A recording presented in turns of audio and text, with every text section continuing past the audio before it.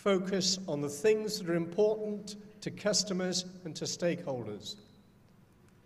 So this is a form of the QFD matrix, but using Blitz QFD thinking. This whole approach, I've spent the last 6-7 years working on the standard for QFD that was released in 2016, the first phase of it, and a big chunk of it's been released very recently. But this brings together all the best practices of QFD. And this is just a chart showing how I believe you should break it down for use with IoT systems. System level, subsystem level QFD, and then component level. Very much following the V model, systems engineering. So I get onto the piece that Freya Asmat has helped me most with, because she's the intelligent girl in this duo.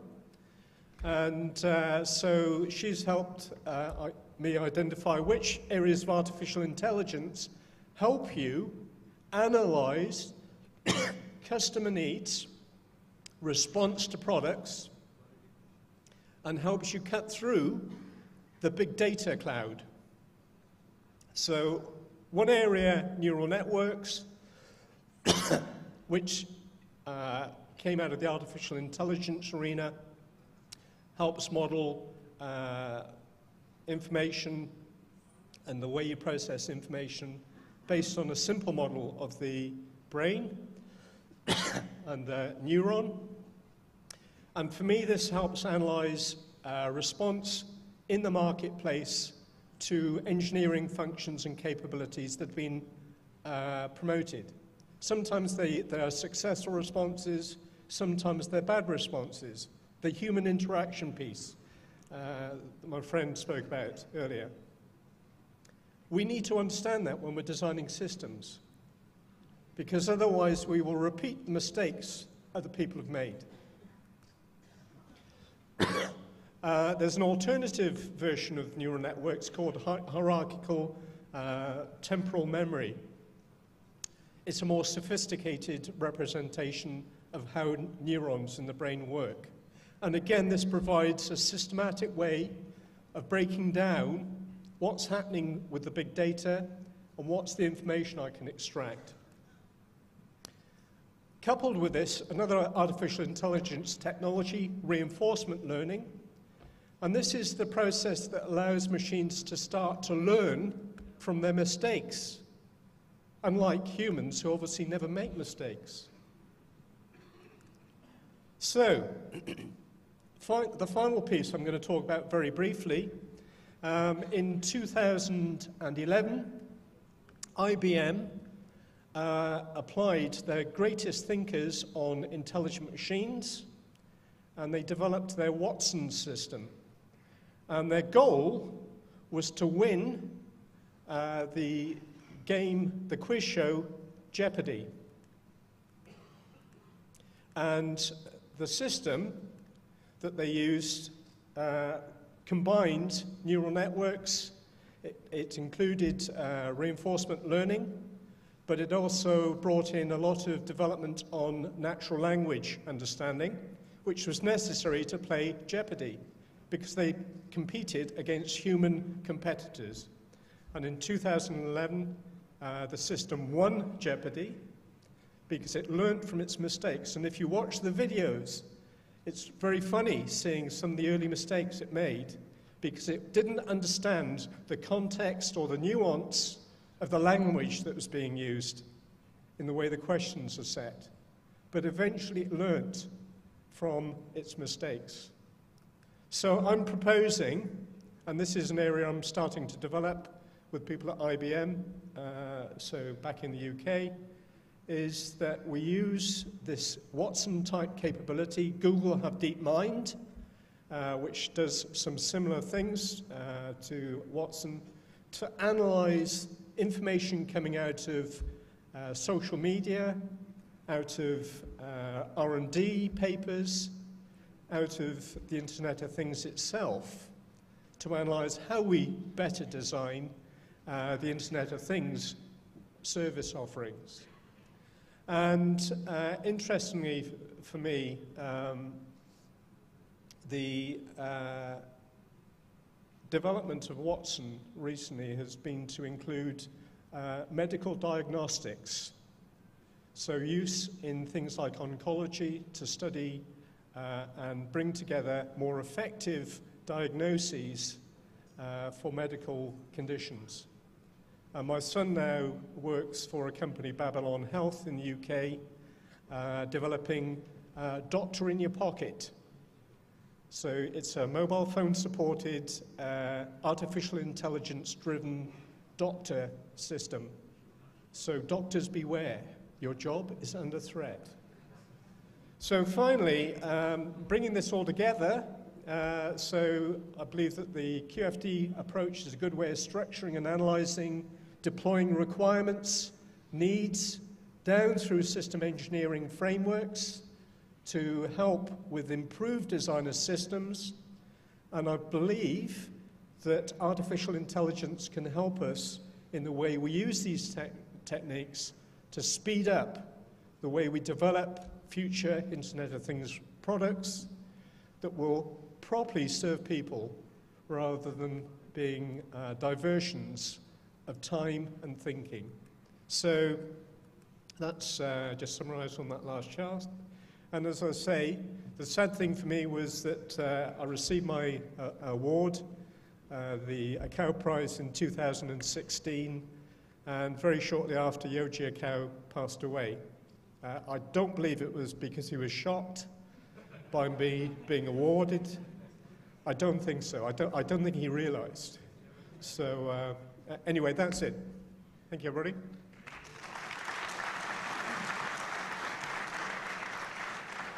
I don't know if we have time for questions or... Yeah. Anybody wants to come and ask me a question? So if it's a difficult one, I'll contact Freya. But if it's an easy one, I'll answer it.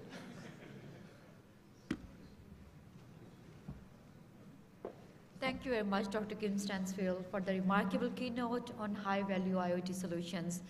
Ladies and gentlemen, it's our great honor to have Mr. Asim Shahryar Hussain, Managing Director, Pakistan Software Export Board, with us today. He has an extensive background in management, policy making, and regulations. Mr. Asim Shahryar has led some of the highly profile projects in Pakistan's software industry. I am most honored to request Mr. Asim Shahryar Hussain to please say words on the opening of this conference, please.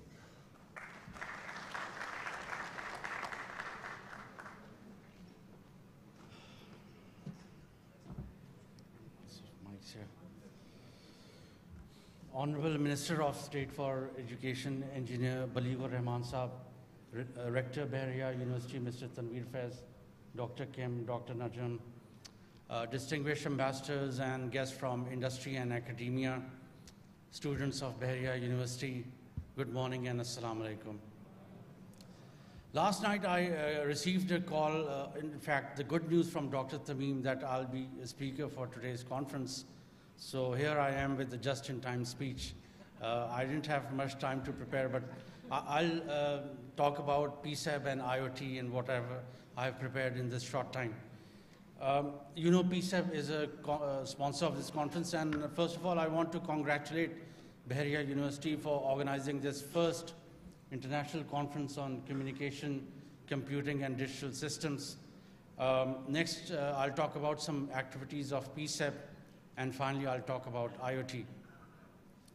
So, Pakistan Software Export Board is a body under Ministry of IT with the goal to promote and grow Pakistan's IT exports every year. For this purpose, PSAB has different industry support programs, including international marketing through participation in international exhibitions, infrastructure development through development of new technology parks and incubators, and then capacity building of companies through certification in CMI and ISO 27001, 20000 and other standards. And finally, capacity building of IT graduates through internships and trainings. I'm pleased to announce that over the last 3 years, Pakistan's IT remittances or exports, as reported by State Bank, have grown by 70%. And our goal is to, so that's an annual average growth of around 23%, and our goal for this year is 30%. So Pakistan is a well-established player in the global IT industry. We have more than 2,500 software houses and call centers operating in Pakistan, and we have a lot of quality IT talent available at an economical cost, almost 1/4 the cost of North America and Europe. So a lot of IT projects and work is being outsourced to Pakistani companies. And not just companies, Pakistan is in Upwork's top 5 freelancing countries. Upwork is the world's largest freelancing network. Currently, there are around 106,000 Pakistani freelancers who are registered with their network. Also, I'm pleased to announce that Executive Director of Korea Exim Bank is visiting Pakistan later this month on 21st March to sign the loan agreement for a first state-of-the-art IT park in Islamabad on PCEB's land. And this IT park will be a game changer for Pakistan's IT industry because it will provide a quality infrastructure not only for our local companies, but it will also motivate foreign IT companies to set up their offices in Pakistan. One of the speakers was talking about lack of industry-academia linkage. Let me talk about some initiatives which PCEB has taken for developing this industry-academia linkage. Of course, one is a well-recognized ICT internship program. Over the last decade, PCEB has placed more than 5,000 IT graduates as interns in different companies, and 60% of these interns have jobs now. And this year, I'm pleased to announce that PCEB is placing 3,000 IT graduates as interns in not only IT companies, but also IT departments of non-IT companies, such as banks, telcos, hospitals. Any organization, if they have an IT department, they are eligible to get interns from PCEB. So PCEB will pay their stipend for 6 months, and we have told these companies that you should give them IT-related tasks only, not related to HR or marketing or some irrelevant area, only IT. And our goal is to generate jobs for at least 70% of these interns. So far, 500 interns have been placed in different companies, and we'll be placing the remaining 2,500 interns by July of this year. Thank you. Another initiative which PCEB has taken for industry-academia linkage is the National Curriculum Revision Committee. PCEB had been getting feedback from CEOs of IT companies that, frankly, our universities are not producing sufficient IT graduates with the right skill set which is needed by their clients so that they become employable for them. So only between 20 to 25% of the graduates get jobs, and the remaining become freelancers or go for higher education or become entrepreneurs. So I wrote to Chairman and Executive Director of Higher Education Commission, and I requested him to add experts from the industry, so that we can align our IT curriculum with the changing needs of the global IT industry. Like you know, we have all these new emerging technologies, IoT, big data, cloud computing, cyber security, SDN, etc. So we need to revise our curriculum to meet the changing demands of the global IT industry. And I'm pleased to announce that HEC has agreed to add 6 industry experts to this curriculum review committee, and the committee is meeting in the first week of April to review and revise the IT curriculum in future. Let me now talk about IoT. Internet of Things is the internetworking of devices, vehicles, buildings, and other items embedded with electronic software, sensors, actuators, and network connectivity that enables these objects to collect and exchange data, which actually generates a lot of data. And that's why big data is becoming an important field also. Experts estimate that IoT will consist of almost 50 billion interconnect devices by 2020. Bain is a management consulting firm, and they have predicted that by 2020, annual revenues for IoT vendors selling hardware, software, and solutions could reach $470 billion. So if our industry can capture only 1% of this $470 billion, we are talking about $4.7 billion.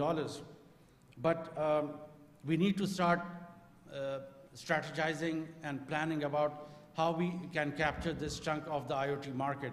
Our universities should add courses related to IoT and big data to their curriculum. And our industry should start working on both IoT-related products as well as services. Recently, PCEP exhibited with 5 mobile apps companies at Mobile World Congress in Barcelona. Mobile World Congress is the world's largest telecom event. And most of our exhibitors were demonstrating applications related to IoT. So the future of IoT looks very bright, and our industry and academia should work together to come up with a plan on how we can hop onto this bandwagon and capture a chunk of the IoT market.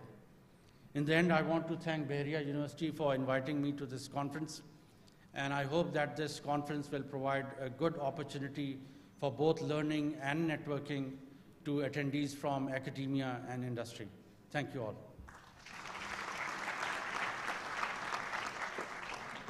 Thank you very much, sir, for the remarkable speech.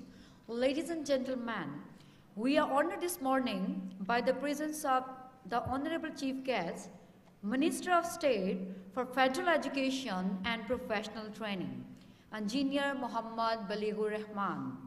Honorable Chief Guest, we are grateful, sir, to be with us despite your busy schedule. Without further ado, I consider it a great honor to welcome Honorable Chief Guest, Minister of State for Federal Education and Professional Training, Muhammad Balighur Rahman, for his address. Please, sir.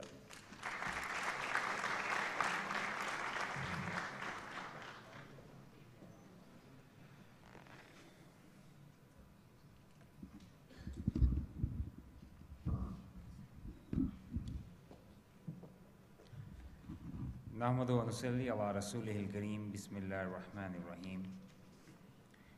Very respected Vice Admiral Tanveer Faiz Sahab, Rector, Bahria University.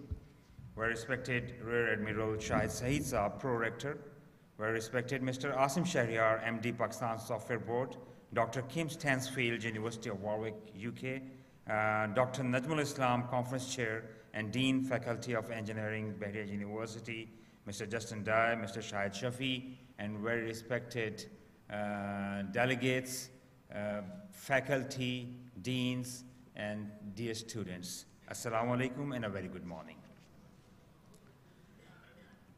Even though my preferred medium of speech is usually Urdu, which is our national language, but since we have so many international, so much international attendance here, and I believe that most of us understand English, so allow me to speak in English and excuse my shortcomings, as it is neither my mother language nor my regional language.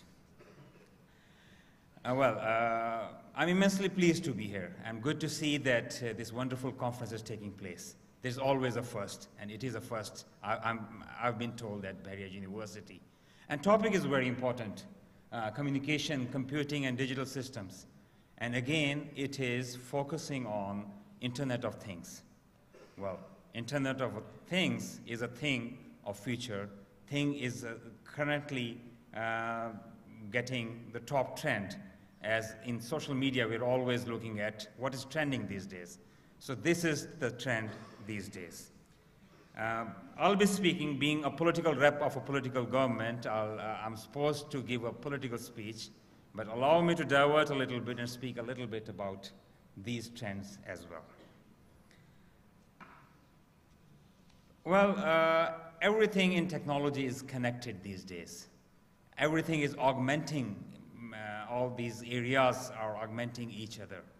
And it's not just Internet of Things. I think there are 4 areas which really, when we're talking about this topic, there are 4 areas which I think of extreme importance, and I think it must be talked about, it must be studied, it must be looked into, and it must be explored so that more can be learnt by our worthy students, by our researchers, and by all the community.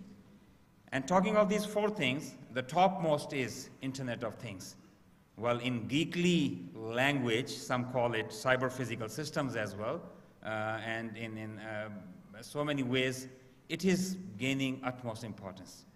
Again, let me reiterate that I'm glad to see that this is in focus now, and the experts here have talked extensively about this topic. And its scope is widening. I was going through a study which said that by 2018, more than 20 billion devices would be connected. Here it was also mentioned by some of the speakers that by 2020, around 50 billion devices would be connected. So it's an exponential growth in the number of connections. So it's going viral, I must say. The smart watches, the house devices, the fitness machines, and going to industry. And when talking of the industry, as Dr.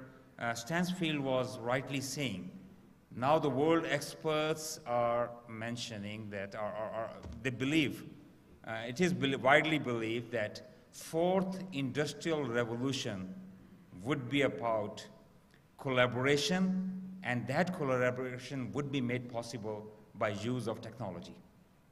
So it is the technology which would lead to that collaborative efforts. In Urdu, we say, ek ek hota hai aur do 11 hote hain. That simply means that if we put one number together 2 times, that makes it 11. That hints at the output increase when you collaborate, when you work together, when you work in teams, your output exponentially grows.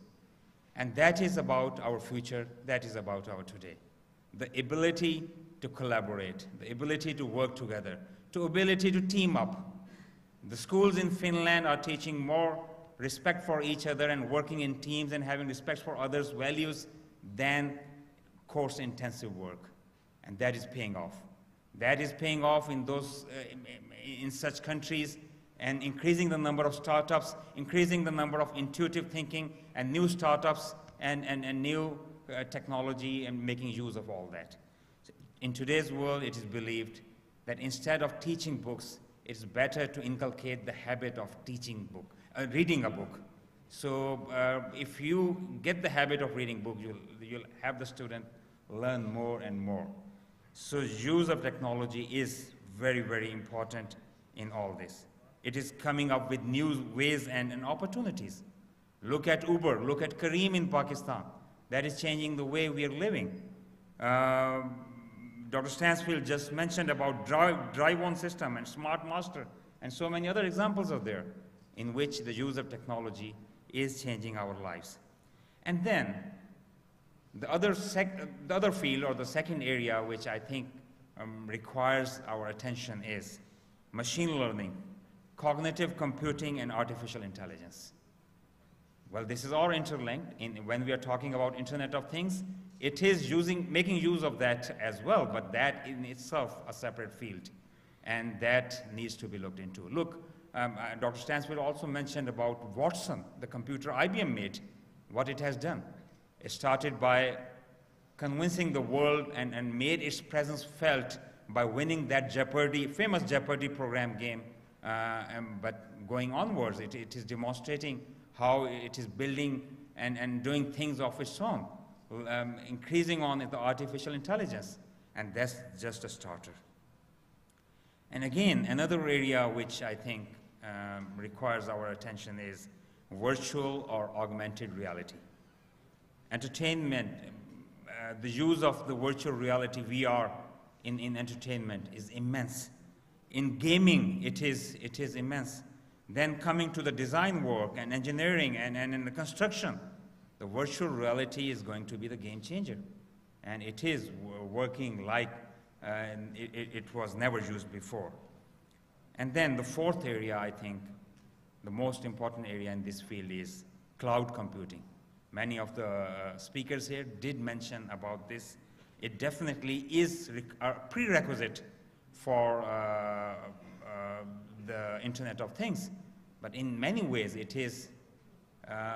has become the most important area, one of the most important areas.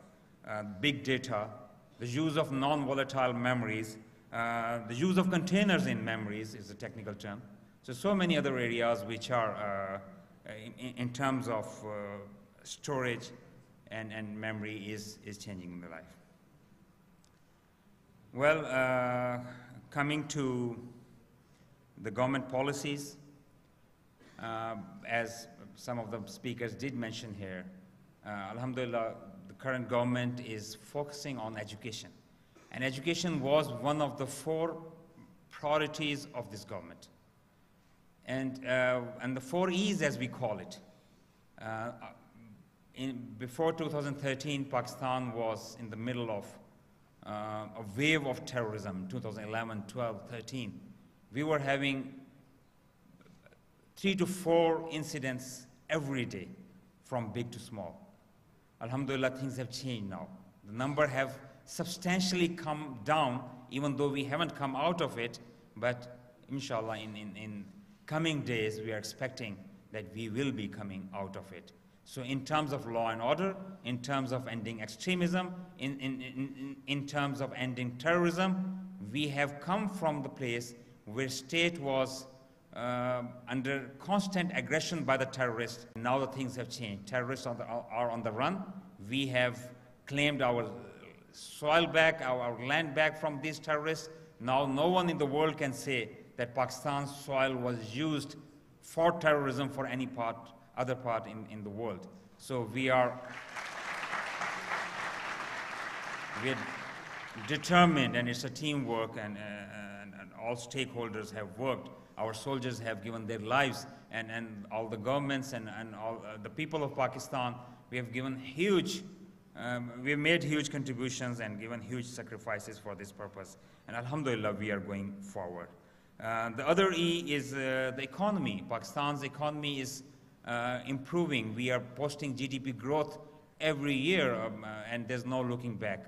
The world rating agencies, whether it is JETRO or Moody's or Standard & Poor or the very reputed journals, whether it was Newsweek or Forbes or it is any other reputed journal of the world, it is, or the newspapers like New York Times, every single journal and the rating agencies, they're talking positive about Pakistan's economic growth.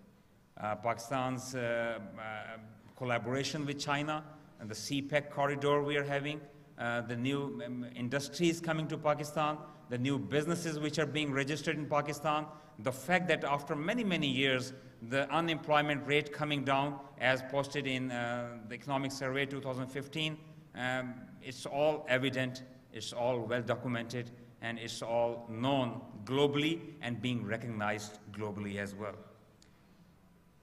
We had another shortcoming. Pakistan's energy sector was in deep trouble in 2013. And we were even having trouble seeing light at the end of the tunnel. Because we were having, in most parts of the country, we were having power outages to the tune of up to 20 hours a day. And people were frustrated. But alhamdulillah, now that has been reversed. We are getting in peak hours when electricity usage or energy usage is done, we are having constant supplies of electricity for around 20 hours a day. And by next year, we are expecting that we'll be totally out of this. And not only that, a lot of energy plants have been established or being erected or being worked upon, but we have also been able to, alhamdulillah, correct the energy mix, as we call it. Previously, we were more dependent on thermal energy, which was very costly to say.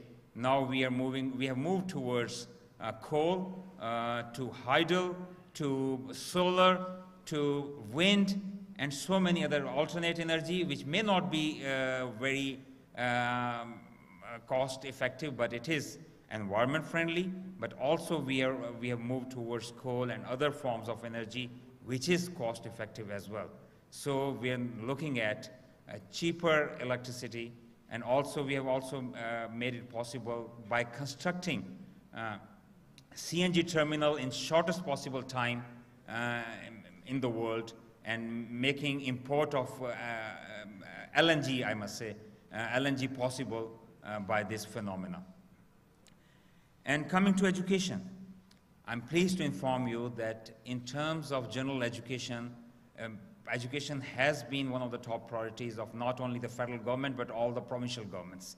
We see improvements in all the provinces of Pakistan, even though we have different governments in all the provinces. Some have improved little, and some have improved remarkably, but we see improvements in all the systems. The education spending has gone up from around 500 billion rupees in 2012-13 to around 800 billion rupees in 2016-17. In Islamabad, schools are being totally transformed.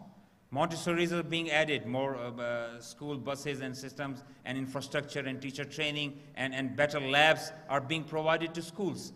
And coming to tertiary education, in tertiary education, I'm pleased to share with you that Higher Education Commission gets the funding from the federal government, and we have given HEC, and we have raised the funding in 2012-13, the funding of around 41 billion rupee, which was released to Higher Education Commission, has been increased to around 91 billion rupees this year.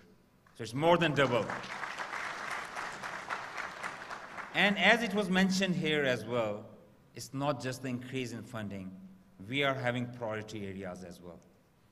For research, we have asked HEC to encourage the universities, and we have given the highest ever research grants through HEC ever in the history of Pakistan. And we have asked them to give priority to research which is more applied research, which is more applicable to the needs of the country. We see theoretical research is very important as well, but applied research has its own benefits, and we need to encourage more of it. Pakistan's research output is increasing.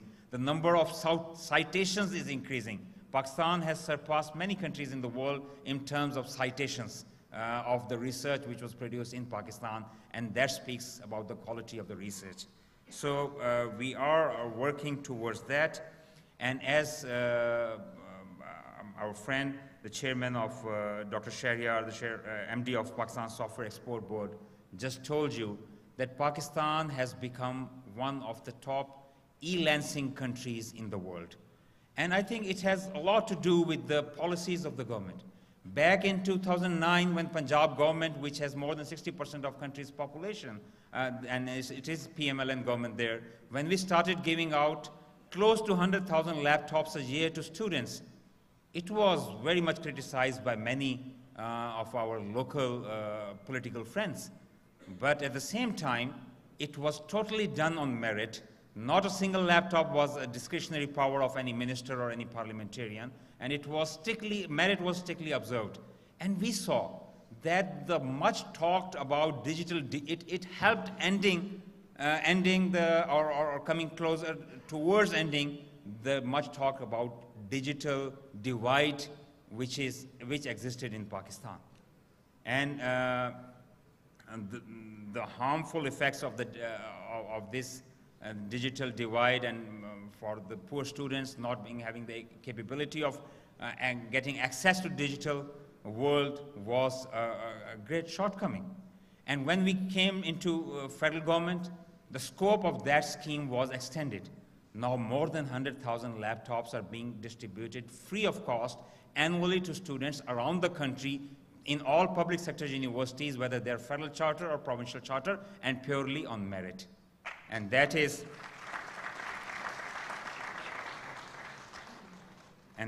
helping Pakistan move forward in many ways. And many of the countries of the world have studied this system in Pakistan. Many states in India have studied this, and we have done good reviews. Some have tried to replicate it, and some are replicating as well. There are many programs through Higher Education Commission. We are working on internships are being given, technical training and vocational trainings are being given through NAVTech, that is the apex body for technical and vocational education. That's also placed under my ministry. And this year we gave trainings to 6 monthly vocational trainings to 50,000 students. Next year we are planning to take it up to 100,000 students a year. And that is also helping. We also have a program called fee reimbursement, in which the fee reimbursement for masters and beyond, masters, MPhil, PhD students who come from less developed areas of Pakistan. So we need to see more students coming from those areas so that these students, when ably qualified, they can contribute back towards the development of the area. So that includes South Punjab, that includes Fatah, that includes Balochistan, that includes rural Sindh, that includes parts of Khyber Pakhtunkhwa and Gilgit-Baltistan and Azad Jammu Kashmir. So under this fee reimbursement program, all the students coming from these areas, when they want to pursue their master's, MPhil or PhD, all of their tuition fee is picked by the federal government. And in that, more than 2 billion rupees per year is being spent, and we see that in many areas the enrollment went up by 33 or 34%, and in some areas it went up by 50%. And these were all those students who wanted to pursue their education, but they could not because they did not have the funding available. So this was made available, alhamdulillah. We are also, in our education ministry has worked to bring all the promises together. We have worked towards creation of Inter-Provincial Education Ministers Conference so that we can form policies together. For the first time in Pakistan, we have come up with minimum education standards, and we have developed education standards in 7 areas. That includes teacher training, that includes teacher standards, that includes classroom standards, that includes learner standards, and so on. And here, everyone was talking about the need for government to intervene to form standards. And in fact, standards are most important, and it helps. Now we see in technology, the big giants in technology, every giant is coming up with their own standards. So instead of things to grow together, phenomenally connected together, there is a need to have common standards, and I agree with the fact that government should be looking at it, but it has to be global. So thank you very much for all your time, and in the end, I have a few words for the students who are sitting here. Dear students, you have long careers and your life ahead of you. I would like to tell you or ask you to have some traits in life to have a successful life. I would like to ask you that whatever you do, you have to be good at it. Try to do it in a better way, as good as it can get. Whether it is something personal, whether it is something professional, whether it is related to academia, or it is related to your manners and behaviors towards your parents or anyone. Try to be good at whatever you do. Secondly, I would like to ask you to be consistent. Whatever you have to do, try to consistently do it, not give it up, not change courses abruptly, and show some perseverance. Thirdly, I would like to ask you to be grateful. Show gratitude. Show gratitude to people around you. Show gratitude to the country, what it has given to you. Show gratitude to your parents, to your family, to your teachers, what they have given you. And believe me, if we start showing gratitude, you will see that so much is being given to you, and you will be very positive. And fourthly, I'll ask you to be positive. Be positive in everything you do. All of us have difficulties in our lives. All of us have problems in our lives. No matter what you gauge success at, and in your terms, if someone is successful, whether financially or politically or in terms of power or in terms of relations, every person has many difficulties and problems in their lives.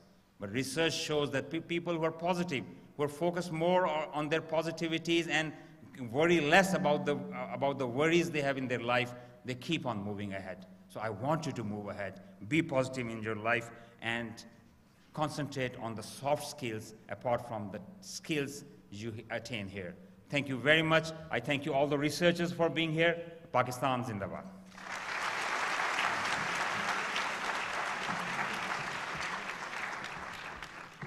Thank you very much, Honorable Chief Guest, for your influential message. Ladies and gentlemen, I will request the Honorable Chief Guest to present the shields to the speakers of the ceremony.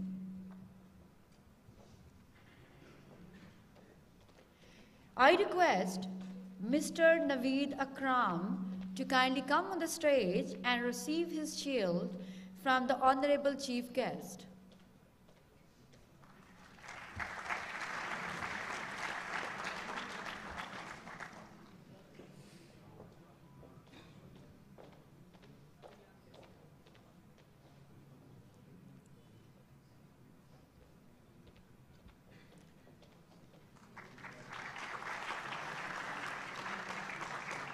Now I would request Mr. Justin Day to kindly come on the stage and receive his shield from the Honorable Chief Guest.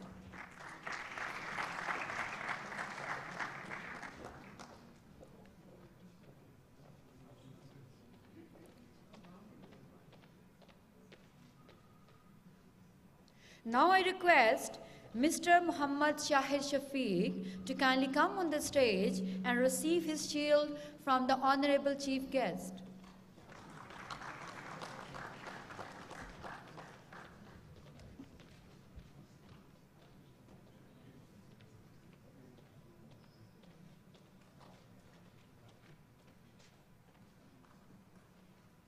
Now I request Dr. Kim Stansfield to please receive a token of memory from the Honorable Chief Guest.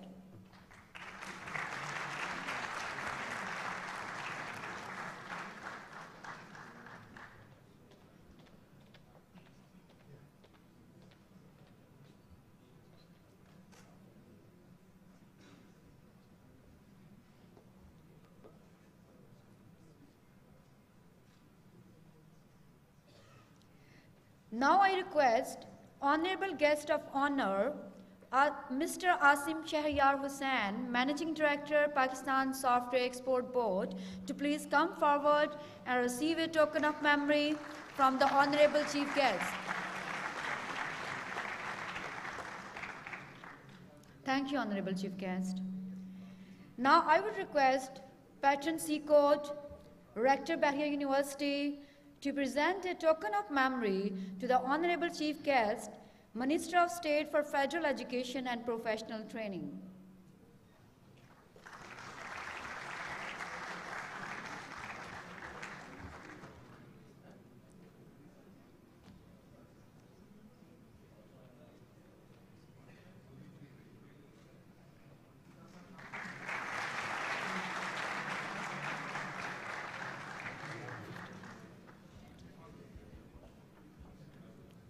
Thank you, Honorable Rector.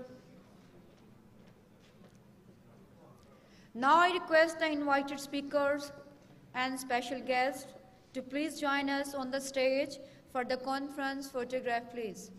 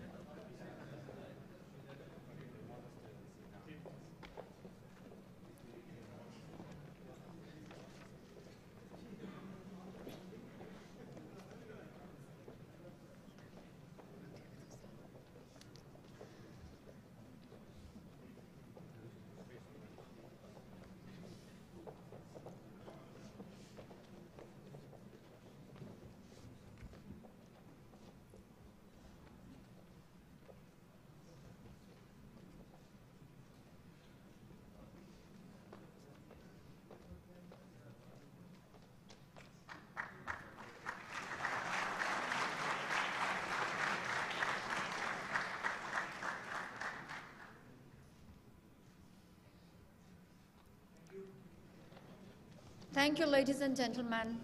We now come to the end of the opening ceremony of CCORE 2017. We will have a tea break shortly. We will reassemble here at 11:50 for the invited talks. Thank you very much.